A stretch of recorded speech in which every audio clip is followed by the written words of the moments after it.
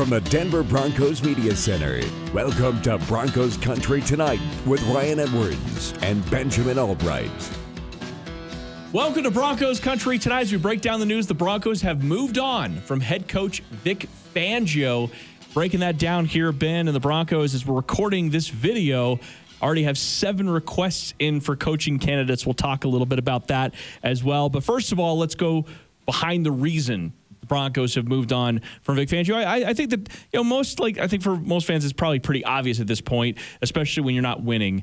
The Broncos had some pretty rough losses over the last couple of years. 19 wins, 30 losses for Vic Fangio in his tenure. So I think that the wins and losses are the most obvious thing. But the one thing that I think that Vic Fangio did a pretty good job of overall versus, say, Vance Joseph in the previous regime is that the locker room mostly stayed intact. And you saw those guys fighting out there. Even if they were fighting for each other, they were fighting out there against Kansas City Chiefs. So let's go behind the reason why the Broncos moved on from Vic Fangio.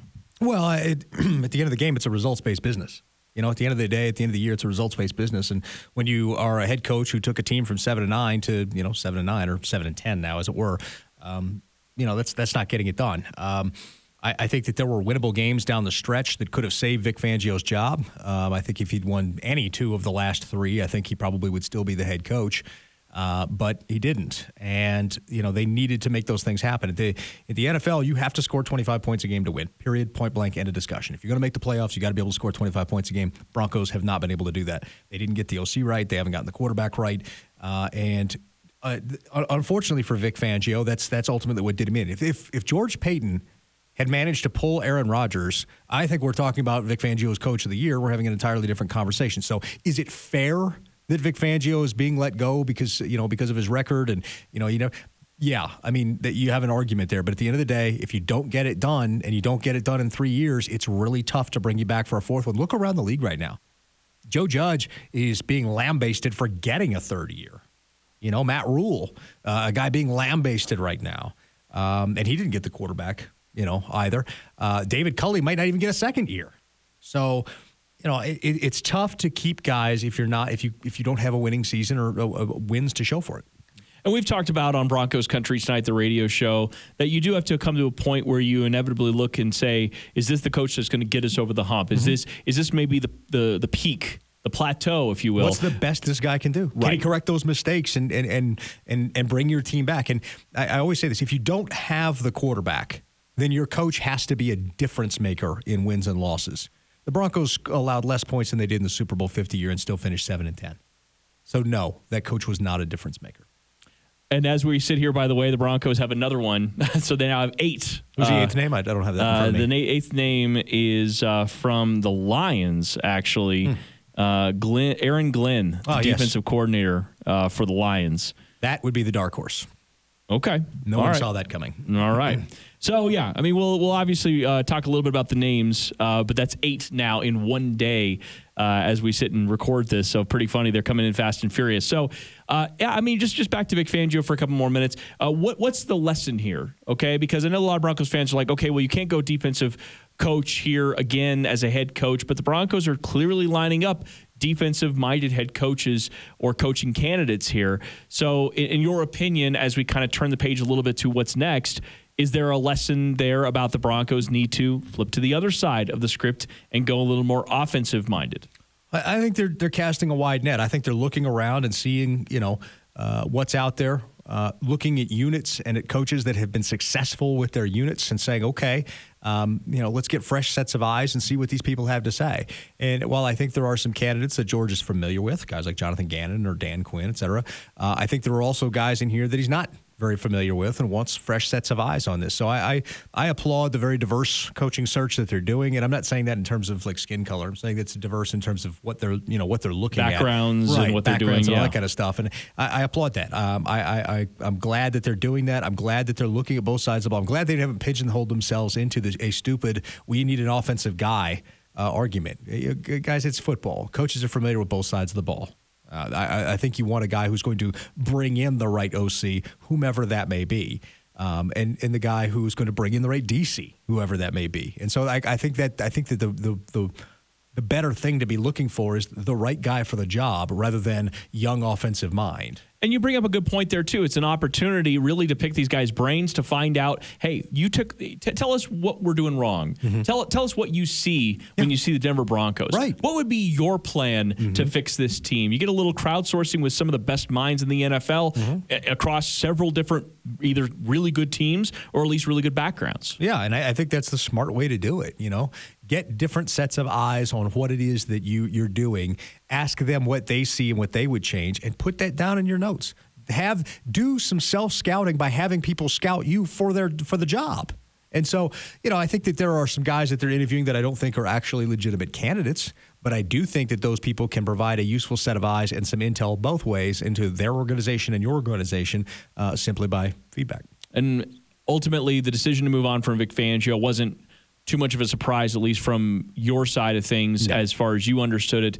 The Broncos had been leaning this direction for some time. Well, they had. It had been for a while. And Vic Fangio went to George Paton on Thursday night to try to make his case. He went to John Elway to try to make his case. So Vic Fangio wanted to continue to be the head coach of the Denver Broncos.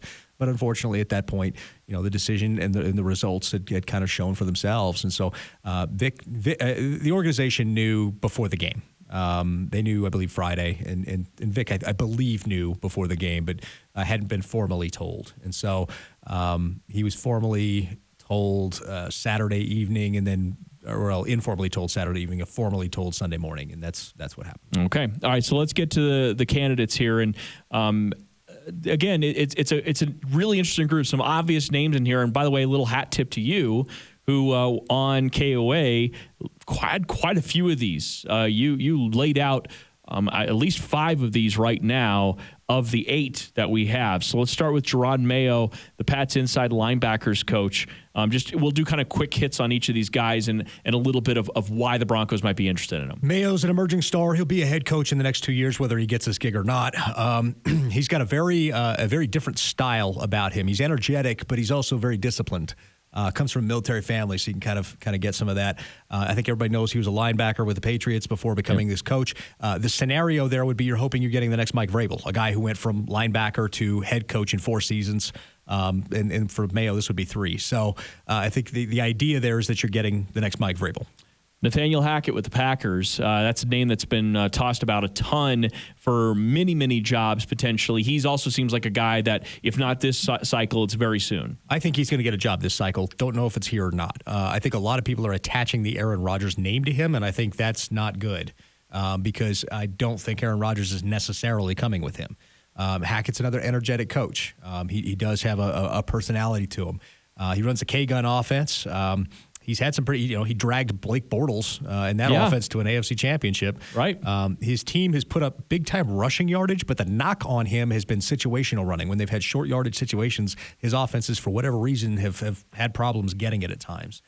He was also the OC, like we said, at Jacksonville. He's also the OC in Buffalo, where he had 1 year of E.J. Manuel and said, this isn't working, and went out and got Kyle Orton towards the end of his career and, put together a fairly successful offense up there. If Nathaniel Hackett is hired, you're probably looking at Doug Marrone as an OC or O-line coach. You're probably looking at either Gus Bradley or Jim Schwartz as your DC. Okay. Dan Quinn, definitely a name. And actually, we can do these back-to-back. Dan Quinn and Kellen Moore, both the DC and OC there with the Cowboys.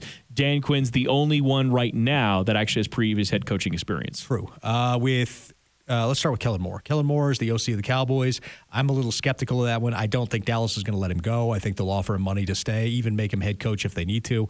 I think he's got a lot to prove, has almost no experience whatsoever with that. Not a very detail-oriented guy, not a loud guy in the room.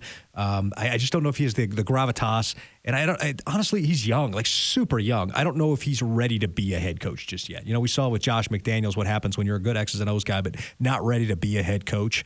And I'm worried that that's a McDaniels 2.0, except that this guy's more bro than Patriots way kind of thing. With Dan Quinn, the resume. He's the only guy on here who's got head coaching experience. He's been to a Super Bowl. He's an energetic coach. He is invested in his players. Nobody dislikes him. Anybody who's worked for Dan Quinn loves him. I think that for me, I've made no secret of the fact that he would be my preference off of this list. Okay, Eric Bieniemy with the offensive coordinator with the Chiefs. That's a name that's obviously come up quite a bit over the last couple of years. A little bit of a surprise there. You didn't think he would necessarily be in the mix here. I did not, but apparently he is. I think this is an intel thing. We'll see. Maybe he has a legit shot. He's not interviewed well in the past at multiple stops. He's not bringing Pat Mahomes and Andy Reid with him. The Andy Reid tree has been brutally bad in terms of leaving and going. Just like the Belichick tree, it's not been great in terms of preparing other guys to be the guy. I think we all know that Eric's got some issues off the field that would have to be figured out, talked about, whatever. If all that's passed, it appears they are, but there's a conversation there. And then I think everybody here in Colorado saw Eric Bieniemy as the OC of the CU Buffs and how just terrible it was. So you'd have to believe that now, where he's not a real OC, and he has the title, but Andy Reid's the OC, you'd have to believe that he was past all that. Jonathan Gannon, Eagles DC. This is a name that you brought up multiple times on the show, and you're about the only guy I know that's actually brought his name up. Yeah, Gannon's a rising star in the league. He's a DC right now. It's kind of like, it's going to remind people, and I hate to invoke this name, but it's going to remind people of Vance Joseph because he's only a one-year DC without, stellar results and that kind of thing. Gannon's a rising star in this league. He's got to start as a grad assist and then his scouting actually for the Rams before he moved to the coaching side of the house. A little bit of a different background, I think, than most of these guys. Got an eye for talent. I think a lot of people think he's better as a head coach than he is as a coordinator. He's a quality control guy. He might even be like a front office exec someday. But he is a guy that a lot of people view very favorably around the league. He's worked with George Paton before in Minnesota. Right. And he's a guy with a lot of connections around the league. Worked for a lot of great people. Frank Reich, obviously the Minnesota stuff. So he's worked in our O-line coach right now as well.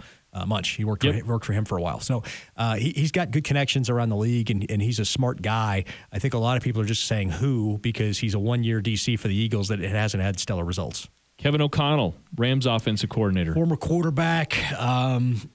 He's a guy who's another guy that's considered an emerging star, but McVay runs that offense, and I just don't know that he was blocked. By the way, Brandon Staley was going to make him his OC with the Chargers, and McVay blocked that. So good to know. And then, of course, finally with the Lions, Aaron Glenn, yep, rising star in this league, energetic defensive coach, absolutely a baller with DBs, smart guy, tough guy.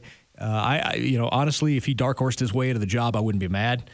He's a guy you'll get, the fans will get by. Right now they'll be like who, but they'll get behind him after his first presser. He's that kind of guy. I think he's headed for head coaching stardom. Don't know if this is the head coaching cycle. All right, there you go. It's a little bit of a breakdown of what the Broncos are looking at right now.